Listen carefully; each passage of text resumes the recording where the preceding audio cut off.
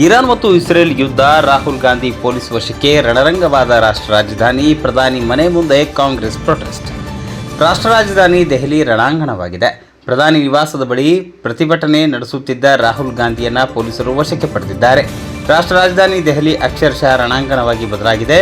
ದೆಹಲಿಯಲ್ಲಿ cockroach Janata party ಕಾರ್ಯಕರ್ತರು ಪ್ರತಿಭಟನೆ ವೇಳೆ ಲಾಠಿ ಚಾರ್ಜ್ ಮಾಡಿದರು.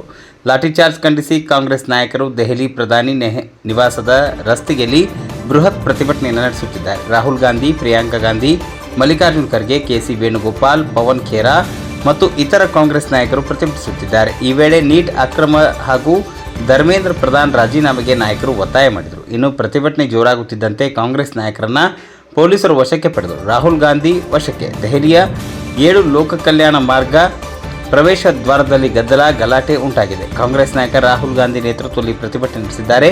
ಪ್ರಧಾನಿ ಮೋದಿ ಮತ್ತು ಶಿಕ್ಷಣ ಸಚಿವ ಧರ್ಮೇಂದ್ರ ಪ್ರಧಾನ್ ರಾಜೀನಾಮೆಗೆ ಪಟ್ಟು ಹಿಡಿದು ಕಾಂಗ್ರೆಸ್ ನಾಯಕರು ಪ್ರಧಾನಿ ನಿವಾಸದ ಮುಂದೆ ಧರಣಿ ಕುಳಿತಿದ್ದರು.